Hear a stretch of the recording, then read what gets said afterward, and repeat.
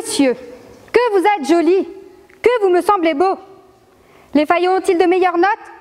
La réponse est clairement oui. Il est vrai que failloter n'est pas forcément quelque chose d'inné. Mais rassurez-vous, il existe plusieurs méthodes que je vais vous dévoiler. La manière la plus classique et la plus efficace, c'est la failloduction. Pour cela, allez draguer. Enfin, parler au professeur lors des pauses, par exemple. C'est le moment idéal pour sortir le grand jeu et de montrer vos talents de séduction et de manipulation. Dites-lui ce qu'il veut entendre. Émoustillez son orgueil en vous exprimant de la sorte. Monsieur, que vous êtes beau, que vous êtes intelligent, que votre cours est passionnant, que vous êtes cultivé. Ah, si votre ramage se rapporte à votre plumage, vous êtes le phénix et hôte de cet amphi. Et hop, 5 points en plus. Bien évidemment, pour le petit plus, n'hésitez pas à vous mettre en valeur. Décolleté, jupe et robe courte sont de rigueur. Et pas de panique, si la nature ne vous a pas gâté, push-up, talons et maquillage seront vos alliés.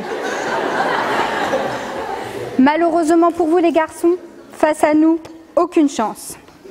Mais attention, n'oubliez surtout pas d'agrémenter le tout par un sourire charmeur. Un beau sourire, ça vaut bien 1 point de plus.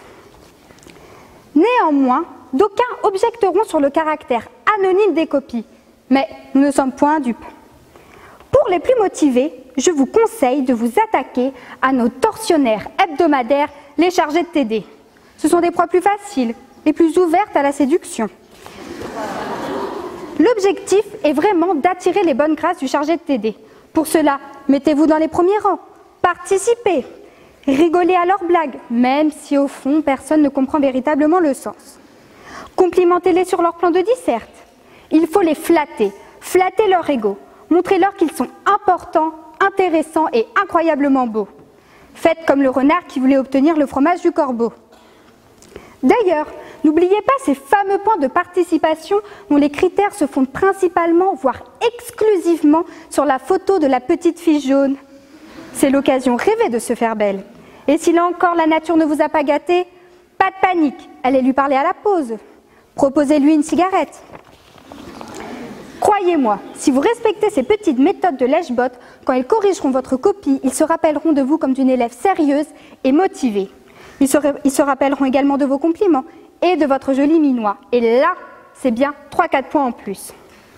Ce qu'il y a de bien avec la failloduction, c'est qu'elle n'a pas d'âge, ni d'alliance. D'ailleurs, ne dit-on pas que l'expérience vient avec l'âge? Chère étudiante, cher étudiant, la failloduction est donc un atout fondamental pour avoir de bonnes notes. Nul besoin de réviser, d'aller en cours ou encore à la BU, à part pour tester vos méthodes de trac sur les stats.